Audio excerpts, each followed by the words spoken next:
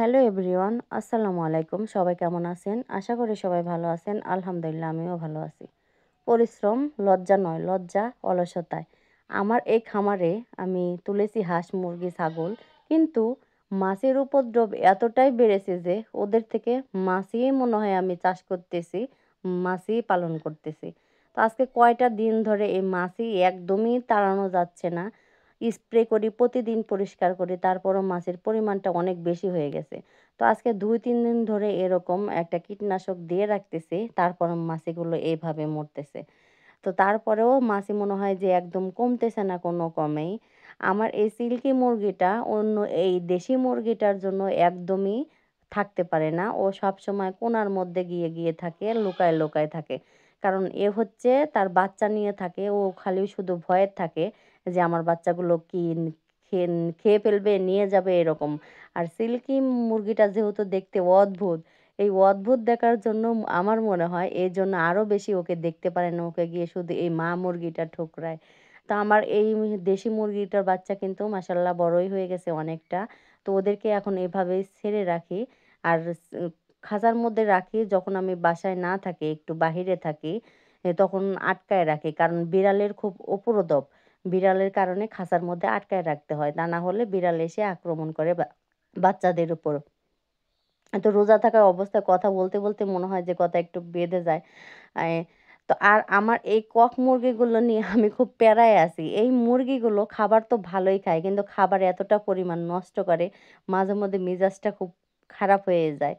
আমার এই দেশি মুরগিটা ডিম নিয়ে বসাইছি কয়দিন আমার সঠিক মনে হচ্ছে না। এজন্য শুধু কনফিউশন ভাবতেছি যে আমি আজকে কয়দিন হইছে বাচ্চাগুলো নিয়ে বের হবে কি হবে না। আর এটার মোড়ক ছিল যেহেতু আমার সেই টাইগার মুরগিটা, সেই টাইগার মুরগিটা যেহেতু বিক্রি করে দিছি কয়দিন হলো, সেটা আপনাদেরকে জানাইও নাই আর দেখাইও নাই। তো ডিম নিয়ে বাচ্চা ফুটায় এখনো বের হচ্ছে না জন্য খুব কনফিউজে আছি যে আসলে বাচ্চাগুলো ফুটবে কি ফুটবে না। একদিন দেখছিলাম যে ডিমের মধ্যে লাল আকার ধারণ করছে যে বাচ্চাগুলো ফুটবে।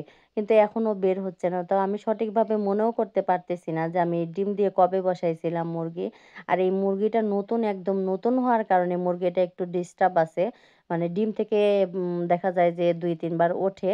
যদিও বেশি সময় থাকে না বাহিরে, তবুও প্রতিদিন ওঠে।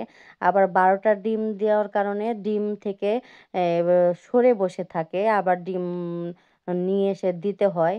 একদিন আমি কোয়েল পাখির ডিম দিয়ে দেখছিলাম, তো ও সেই ডিম নিয়ে বসে নাই। ডিম দিছি জন্যে তার ডিম থেকেও সে নিচে বসে ছিল। তো আমি তারপরে কোয়েল পাখির ডিমগুলো সরায় নিছি। তারপরে ওর ডিম দিয়ে বসায় দিছি। তো বেশি ডিম হওয়ার কারণেও মাঝেমধ্যে দেখা যায় যে ডিমগুলো সরে দেয়। তারপরেও আবার ডিমগুলো নিয়ে দিতে হয়। এজন্যে আমি কনফিউজে আছি যে বাচ্চাগুলো সঠিকভাবে সব কয়টি ডিম ফুটবে কিনা। আর আমার কোয়েল পাখি দেখতে কিন্তু অনেকটাই কমে গেছে। যাই হোক, এখন ১৪ টা পাখি আছে। পুরুষ দিয়ে, মহিলা দিয়ে। সম্ভবত পুরুষ আছে ২ টা। একটা আছে একদম আছে সেটা জানি। তারপরেও আরো ২ টা ছোট পাখি ছিল যে ২ টা আমি বোর্ডিং করছিলাম। তো তার মধ্যে সে ২ টা কি হইছে, ছেলে পাখি না মেয়ে পাখি এখনো দেখি নাই। তো মোটামুটি এখন ১০-১১ টা করে ডিম পাচ্ছি। কি ১২ টাও এরকম দিচ্ছে। তো বাদবাকি এখন দেখা যায় ২-১ টা এরকম দেবে ডিম। আর আমার হাঁসের বাচ্চাগুলো বড় হয়ে গেছে। এখন কিন্তু হাঁসের বাচ্চা বাহিরে বের করি না। ওদেরকে এখানেই রাখি। পানি এখনো দেই না। ২ দিন ওদের উপরে শুধু পানি দিয়ে গোসল করায় দিছিলাম। একদম পানিতে নামানো হয় নাই। তো পানিও নাই সেভাবে যে ওদেরকে নামাবো। তো দেখি আরও কয়দিন পার হয়ে যাক। আর কয়দিন পার হয়ে গেলে ওদেরকে একদম পানিতে ছেড়ে দেবো।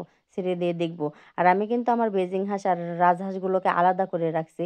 কারণ এরা তো প্রচুর পরিমাণে খাবার খায়। তো ওদের যখন ক্ষুধা লাগে ওকে ৩ বার তো ফিক্সড আমি খাবার দেই। তারপরেও আবার মাঝে মধ্যে সকালের মাঝখানে একবার দেই, দুপুরের মাঝখানে একবার দেই, আবার সন্ধ্যার আগে একবার দেই। মানে মাঝখানে দেই। কারণ ওরা প্রচুর খাবার খায়। আর আমি যেহেতু ওদেরকে তাড়াতাড়ি বিক্রি করে দেবো কেজিতে আসলে, এজন্য ওদেরকে খাবারের পরিমাণটা বাড়ায় দিছি যাতে ওরা তাড়াতাড়ি খাবার খায়, ওদের ওজন তাড়াতাড়ি বৃদ্ধি পায়, ওদের গ্রোথ ভালো হয় তার কারণে। আর এই রাজহাঁসগুলো যখন ক্ষুধা লাগে তখন এই বেজিং হাঁসের মানে ওপরের পিঠের যে অংশ আছে সেই অংশ থেকে ঠোকরায় সব পশমগুলি তুলে ফেলে। এর আগে কিন্তু বলছিলাম যে আমার সর্বনাশ করে দিছি। এত বড় একটা বেজিং হাঁস আমার রাজহাঁস ঠুকরায়ে ওকে একদম মেরে ফেলছে। এরকম অবস্থা করছে যে একদম মেরে ফেলছে।